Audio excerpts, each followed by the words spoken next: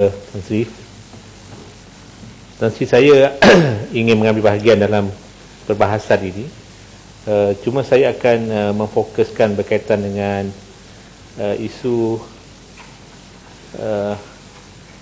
Asian Intergovernmental Commission of Human Rights. Jadi saya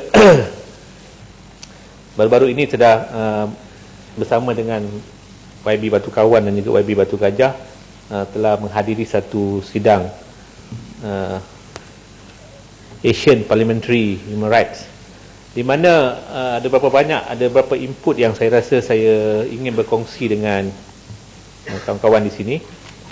Pertamanya berkaitan dengan Asian Intergovernmental Commission yang telah pun ditubuhkan di bawah artikel 14 Asian Charter ini, di mana idea mengadakan komisen ini adalah untuk antara lain, kalau kita lihat kepada artikel 1 dalam term of reference dia adalah to promote and protect human rights and fundamental freedoms of people of Asian, dan beberapa lagi prinsipal lain.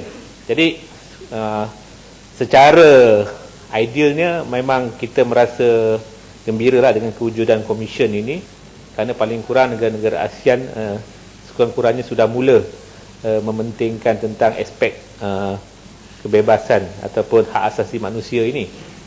Cumanya saya merasakan bahawa kerajaan Malaysia perlu memainkan peranan yang lebih aktif bagi mempromosikan ataupun untuk betul-betul kita menjuarai isu hak asasi manusia ini.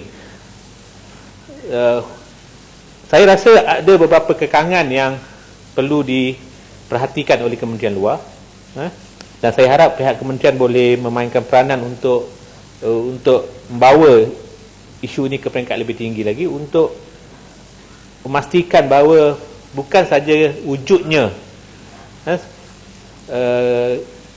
satu komisen yang di peringkat ASEAN berkaitan dengan hak asasi manusia, tapi kita mahu komisen ini boleh memainkan peranan yang lebih baik, lebih berkesan, khususnya dalam menangani isu-isu berkaitan dengan pelanggaran hak asasi manusia. Seperti mana dikatakan oleh tadi wakil daripada Tumpat, kita sekarang di peringkat ASEAN ini melihat bagaimana sebuah negara secara jelas melanggar prinsip asasi manusia sampai ke peringkat kita boleh katakan mereka ini terlibat dalam jenayah, crimes against humanity, walaupun Malaysia tidak ratify ICC ataupun Rome Statute, tapi paling kurang kita sebagai ahli parlimen boleh memainkan peranan untuk meminta supaya komisen ini, Asian Intergovernmental Commission of Human Rights ataupun dipanggil AICHA ni, supaya mereka dapat berperanan memastikan kawan-kawan ataupun orang-orang, khususnya orang-orang Islam di Rohingya itu diberikan perlindungan. Saya dipahamkan oleh, sebab semasa persidangan itu wakil daripada representatif, dia panggil wakil representatif daripada Thailand yang membentangkan kertas, dia memberitahu kepada kami bahawa nampaknya wakil daripada Indonesia lebih memainkan peranan yang lebih aktif, Bapak Raffendi, dan dia ini juga seorang yang pernah dipenjara semasa zaman Soeharto. Bagi saya, apabila mereka-mereka yang pernah dinafikan hak asasi manusia ini, mereka yang pernah menjadi mangsa kepada pelanggaran hak asasi manusia, mereka akan lebih mudah untuk menjiwai isu-isu human rights ini. Malangnya dalam negara kita diwakili oleh seorang yang bagi saya dia tidak dapat boleh menjiwai hak asasi manusia ini, iaitu Datuk Syafiee. Datuk Syafiee Abdullah yang kita kerajaan lantik sebagai wakil dalam AICHA ini. Saya tak tahu apa yang beliau telah buat dalam AICHA ini, tapi kita tak dengar suara-suara dia pun ataupun kenyataan yang berkaitan dengan isu Rohingya ini. Sedangkan Bapa Raffendi ni dia mulakan kenyataan, walaupun kadang-kadang, walaupun kita tahu representatif ini mereka mewakili kerajaan, tapi sekurang-kurangnya keberanian mereka menyuarakan suara-suara asasi manusia ini, kita dibanggakan oleh rakyat Indonesia. Di situlah saya mengharapkan kerajaan untuk pemilihan akan datang wakil. Minta jalan. Okey. Setujukah Yang Berhormat Sepang kalau saya kata ada masalah dalam cara pemilihan yang kita buat untuk menghantar wakil kita di AIHCR ini?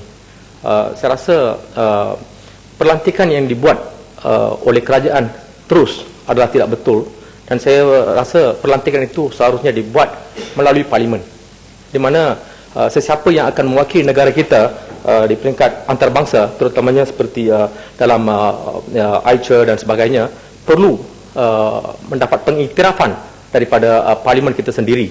Dan saya juga minta Yang Berhormat Sepang untuk memberi penjelasan sedikit dengan cara-cara pemilihan yang dibuat di negara-negara lain, terutamanya di Thailand. Bagaimana cara mereka buat, bagaimana seorang yang menjadi wakil negara Thailand di AICHR itu yang begitu bebas, yang tidak dikongkong oleh kerajaan itu sendiri. Tolong beri penjelasan berkaitan dengan perkara itu, Yang Berhormat Sepang. Terima kasih. Terima kasih pada Datuk Gajah. Sebenarnya inilah yang saya ingin suarakan, bahawa kalau kita lihat di negara-negara seperti Thailand sebagai contoh, wakil yang mereka ingin hantar ke AICHR ini, beliau perlu ditemuduga oleh panel yang dianggotai oleh 20 orang, di mana anggota-anggotanya antaranya bekas hakim, wartawan, maknanya dia mewakili segmen rakyat dari pelbagai latar belakang, dan dengan izin rigorous punya interview.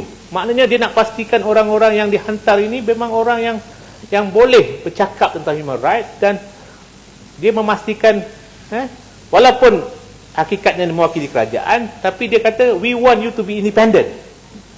Tapi dalam pelantikan berkaitan dengan wakil kita di AICHR ini, di Malaysia ini, kita tak tahu. Maybe just over the phone call. Sepatutnya saya bersetuju dengan YB Batu Gajah tadi. Saya merasakan sudah sampai masanya untuk akan datang. Mungkin untuk kali ini kita susah sikit nak ubah sebab dah ada tempoh pelantikan. Tapi untuk akan datang, saya mencadangkan supaya orang yang kita ingin lantik sebagai wakil kita di peringkat AICHR ini mestilah ada satu rigorous punya process of appointment, supaya kita dapat menghantar orang-orang yang memang berani bercakap tentang bercakap dengan penuh authority dan sebagainya. Terusnya, saya ingin juga minta supaya kerajaan Malaysia, kita tahu, saya diberitahu setiap kali apabila kita ingin membawa usul ataupun perbincangan berkaitan dengan isu Rohingya sebagai contoh di peringkat AICHR ini ataupun di peringkat ASEAN, kita perlu ada satu konsensus. Sebab berdasarkan AICHR punya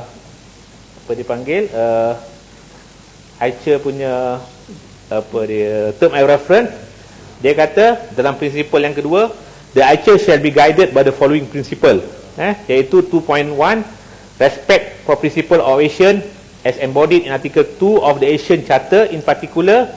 Yang B ni yang agak selalu menghalang untuk isu-isu human rights ni dapat dibentangkan, non-interference in the internal affairs of Asian member states. Dengan adanya clause 2.1B ini, selalunya setiap kali mana-mana negeri nak bawa isu Rohingya seperti itu, ataupun isu mana-mana isu dalam pelanggaran hak asasi manusia di mana negara ASEAN, negara-negara yang lain tu boleh gunakan sort of macam veto power. Sebab dia kata kami tak setuju ni dibincangkan, jadi tak boleh bincang. Kami diberitahu isu Rohingya tak boleh dibincangkan langsung, tak boleh dibincang, let alone untuk diambil tindakan. Nak bincang pun tak boleh. Sebab apa? Adanya prinsipal ini. Jadi kita berhadapan dengan satu keadaan yang amat pelik. In one hand, dengan izin, kita ada satu prinsip yang mengatakan mesti promote dan mesti protect human rights. Tapi bila kita nak bincang dalam AICHR itu berkaitan dengan human rights, negara yang terlibat boleh halang. Jadi ini akan menghalang untuk sampai bila-bila tak boleh bincang. Begitu juga kalau berlaku katakan satu pelanggaran hak asasi manusia di Malaysia, katakan Indonesia nak bawa, Malaysia boleh gunakan sort of veto power, tak boleh bincang. Jadi ini satu keadaan yang pelik. Sedangkan mereka juga beritahu apabila kita kena buat report kepada United Nations berkaitan dengan human rights ini, we are subject to scrutiny dengan izin oleh United Nations. Tapi kenapa tadi peringkat ASEAN, walaupun kita ada commission ini, walaupun kita ada satu provision mengatakan kita nak promote dan protect human rights, tapi dasar non-interference ini telah menghalang untuk kita membawa isu ini lebih jauh. Bagaimanapun, saya percaya kerajaan Malaysia, kita sepatutnya memikirkan bagaimanakah kita boleh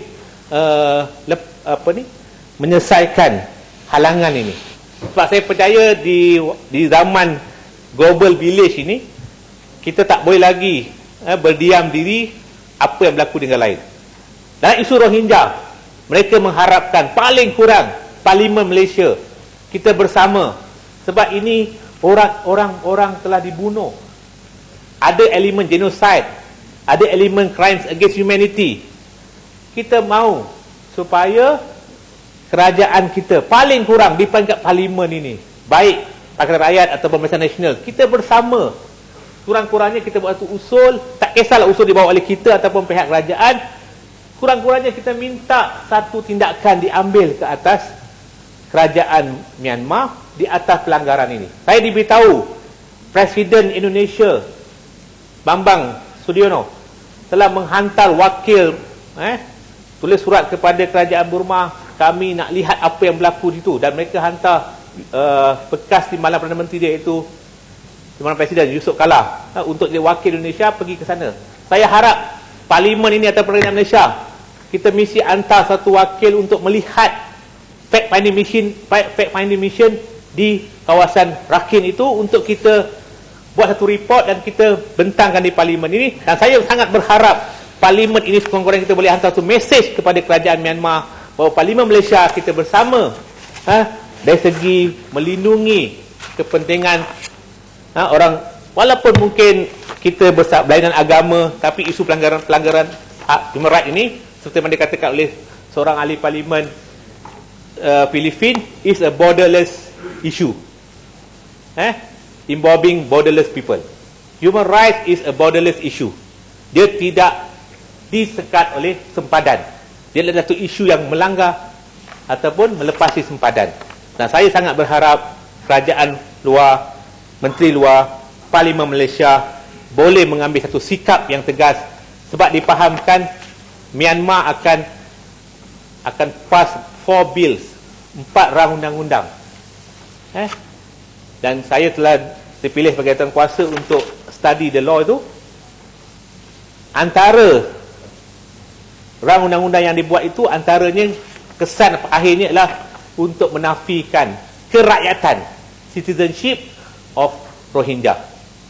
Kerana mereka ni ibarat stateless, mereka tak boleh. Sedangkan kalau ikut sejarahnya dibentangkan oleh pihak United Nations, Burma itu asalnya Rohingya, mereka lah penduduk asal. Mereka dijadikan seolah orang-orang yang pendatang.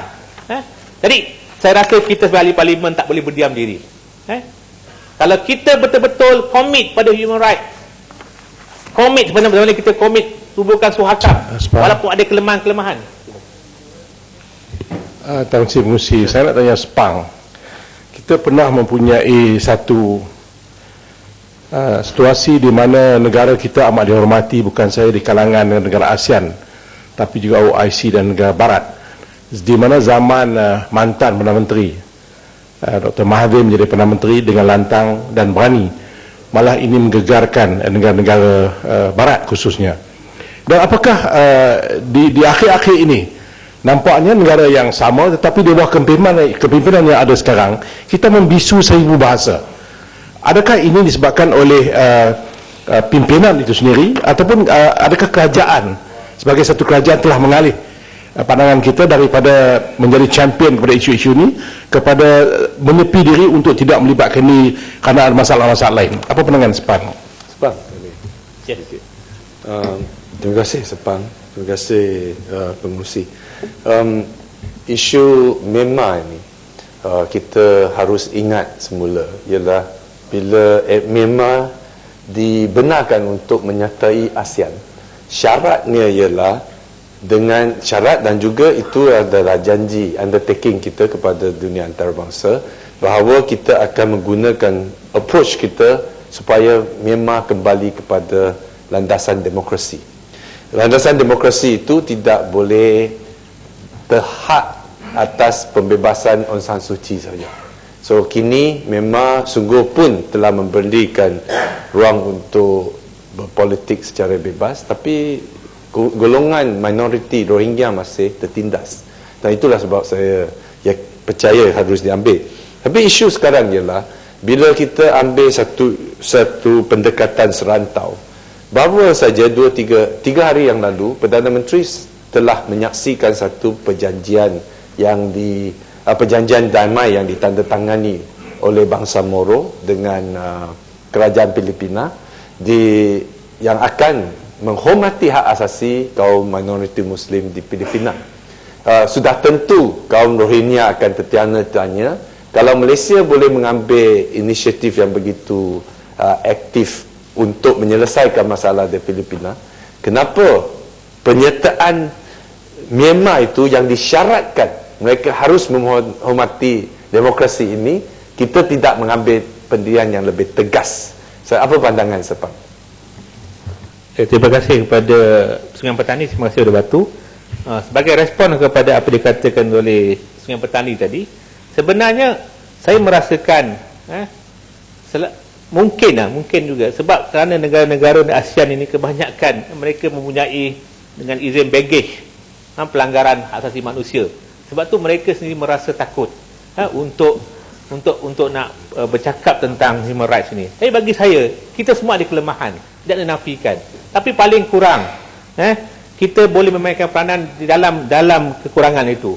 Saya percaya kalau kita boleh buat satu resolusi seperti mana saya dipahamkan di Filipina, mereka walaupun mereka kebanyakan bukan Islam, tapi mereka sanggup untuk bawa isu ni ke parlimen. Sebab mereka beritahu kalau berdasarkan pengalaman mereka, apabila ada satu-satu isu dibawa di peringkat parlimen ini, walaupun melibatkan negara luar, walaupun itu yang minima yang kita boleh lakukan, tapi sedikit sebanyak dia membantu dari segi kita tak selesaikan semua pun kita boleh menyelesaikan sebahagian daripada masalah pelanggaran ini. Sekurang-kurangnya mereka merasakan bahawa pertamanya orang jadi bangsa mereka tak merasakan mereka kesorangan. Itu yang pertama. Yang keduanya, negara-negara terlibat itu sekurangnya dia tahu bahawa ini bukan domestic issue. Maknanya mereka sudah mulai sedari bahawa people are watching you, the world are watching you, the world is watching you. So sekurang-kurangnya ini membantu untuk mereka paling kurang mereka boleh kurang sikit dari segi mereka bertindak ke atas orang-orang yang dizalimi itu. Jadi saya sangat berharap Parlimen Malaysia menjadi juara ataupun mengambil sesuatu inisiatif untuk kita melakukan. Dan tentang yang dikatakan oleh Batu itu memang itulah sepatutnya yang berlaku, tapi tak berlaku. Sebab itulah ada beberapa wakil daripada Myanmar yang datang, daripada Rohingya pun datang. Mereka bekas ahli parlimen, mereka beritahu mereka memang mengharapkan kita Malaysia. Sebab negara yang antara terbabit apabila berlaku macam tu ialah negara Malaysia. Sebab apa? Ramai juga pendatang Rohingya datang ke Malaysia.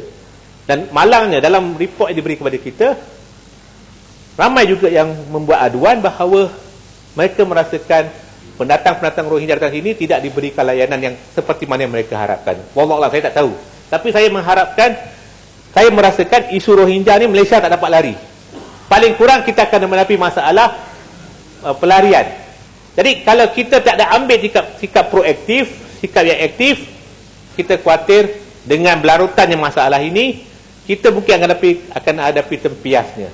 Jadi, tapi yang lebih besar bagi saya ialah dalam keadaan waktu sekarang ni, zaman sekarang ni, seperti kata saya, borderless issue ni, kita mesti bersama-sama dengan ni, dan saya harap kita boleh lobby Indonesia dan sebagainya. Dan saya mengharap sangat supaya Malaysia dapat mencadangkan kepada High Church ini untuk membuat pindaan ke atas term of reference ini. Sebab selagi mana adanya polisi non-interference yang ditafsirkan, didefinisikan secara rigid, kalau itulah ada, sampai bila pun tak boleh bincang.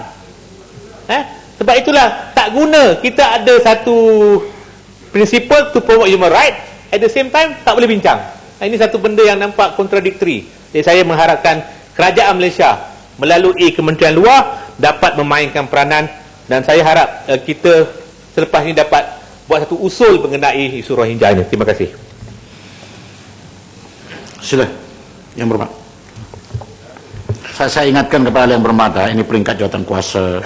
Kalaupun berbahas itu, janganlah sampai seolah-olah perbahasan kita berbalik kepada dasar. Tetapi kadang-kadang macam Sepang, saya biarkan saja, mungkin dia tidak bercakap pada peringkat dasar. Spesifik sedikit. Sila. Terima kasih Tan Sri Pengerusi.